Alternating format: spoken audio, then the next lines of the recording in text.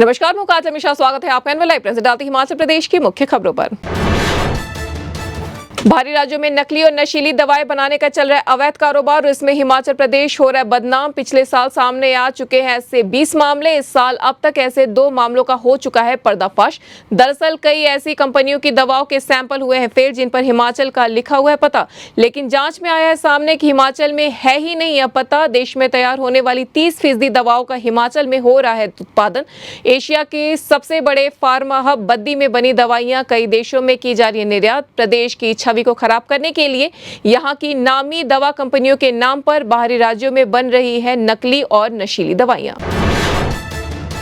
हिमाचल प्रदेश सरकार के खिलाफ प्रदर्शन करने के आरोप में निलंबित 8 जेबीटी शिक्षक कर दिए गए हैं चार्जशीट। स्कूल शिक्षा निदेशालय ने चार्जशीट करने के बाद मेमोरेंडम जारी कर शिक्षकों से 10 दिनों के भीतर मांगा है उनका पक्ष। असंतोषजनक जवाब प्राप्त होने पर शिक्षकों के खिलाफ होगी विभागीय जांच। राजधानी शिमला के चौड़ा मैदान में शिक्षा निदेशालय के पुनर्गठन के खिलाफ जेबीटी शिक्षक संघ ने किया था प्रदर्शन। राज्य सरकार द्वारा होमगार्ड एवं नागरिक सुरक्षा विभाग में 700 होमगार्ड की जा रही है भर्ती। प्रदेश सरकार के एक प्रवक्ता ने शिमला से जारी बयान में कही है यह बात। प्रवक्ता के अनुसार हाल ही में आयोजित मंत्रिमंडल की बैठक में उक्त पदों को भरने की दी गई है मंजूरी और वर्ष 2015 के बाद पहली बार होमगार्ड की जा रही है भर्ती। आवश्यकता के समय प्रभावी एवं शीघ्र प्रतिक्रिया सुनिश्चित करने के लिए होमगार्ड स्वयंसेवकों की भर्ती की थी आवश्यकता। हिमाचल प्रदेश में 386 मेंगनी आंगनबाड़ी केंद्र मुख्य आंगनबाड़ी केंद्रों में होंगे अपग्रेड। सामाजिक न्याय एवं अधिकारिता विभाग ने भारत सरकार को मिनी आंगनबाड़ी केंद्रों को मुख्य आंगनबाड़ी केंद्रों में शामिल करने का भेजा है प्रस्ताव। भारत सरकार की ओर से इस प्रस्ताव को मंजूरी मिलते ही मिनी आंगनबाड़ी केंद्र हो जाएंगे अपग्रेड। वर्तमान में हिमाचल प्रदेश में 153 मिनी आंगनबाड़ी केंद्रों को मुख्य आंगनबाड़ी केंद्रों में कर दिया गया है अपग्रेड। हिमाचल समेत देश भर के आयुष केंद्रों में विदेशी नागरिकों को इलाज के लिए मिलेगा विशेष आयुष वीजा। आयुष मंत्रालय की ओर से आयुर्वेद को बढ़ावा देने के लिए लिया गया निर्णय। किसी भी देश के नागरिक आयुष केंद्रों पर इलाज करवाने के लिए लेकर आ सकेंगे आयुष वीजा। खास बात यह है कि इस वीजा को लेने के लिए न तो रखी गई है अधिक औपचारिकताएं और न ही इसमें वीजा मिलने में लगेगा समय।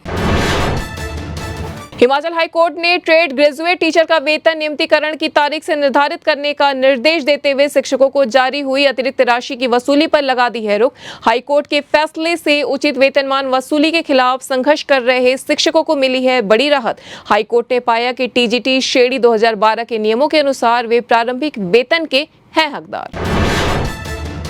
पवित्र श्री मणि महेश यात्रा के श्रद्धालु 6,680 रुपए में हवाई सेवा के जरिए कर सकेंगे यात्रा। पिछले वर्ष की तुलना में 550 रुपए लगेंगे कम। हेली टैक्सी के दाम कम होने को लेकर प्रमुखता के साथ प्रकाशित की थी खबर। मंगलवार को पवित्र मणि महेश यात्रा के दौरान अतिरिक्त जिला दंडाधिकारी के कार्यालय भरमौर में खोले गए हेली सर्विस प्रदाता कंपनियों के टेंडर। इसमें हिमालय हेली टैक्सी सर्विस की तरफ से एक तरफा 3,340 रुपए भरे हैं सबसे कम दाम, जबकि दोनों तरफ का किराया रहेगा 6,680 रुपए। इस बार इस प्रक्रिया में अन्य और 4 कंपनी ने भरे टेंडर। होम स्टे और बीएनडी संचालकों को अब चुकाना होगा पंजीकरण और नवीनीकरण शुल्क। पर्यटन एवं नागरिक उड्डयन विभाग ने होम स्टे नियम 2025 का ड्राफ्ट कर लिया तैयार।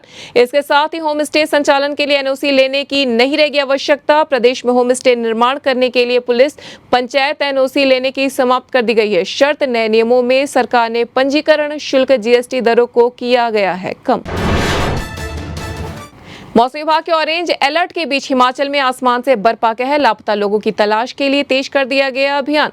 सेंज में जीवा नाला में बादल फटने से हुई तबाही के बाद गुरुवार को पिन पार्वती नदी का कम हो गया जलस्तर।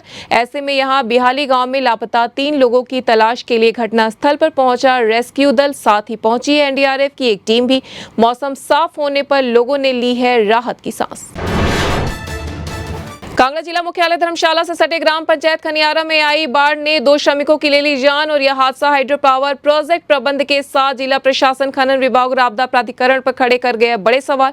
जल शक्ति विभाग के चेताने के बाद प्रशासन ने मानसून सीजन के दौरान संभावित जोखिमों को लेकर जारी की थी एडवाइजरी, लेकिन वह सिर्फ कागजों तक ही रही सीमित। इस बीच हाइड्रो पावर प्रोजेक्ट पर चलता रहा काम और प्रशासन ने इस पर नहीं उठाया कोई ठोस कदम। तो ये थी हिमाचल प्रदेश की अब तक की मुख्य खबरें। ऐसी तमाम खबरों से जुड़े रहने के लिए देखते रहिए एनएल लाइव।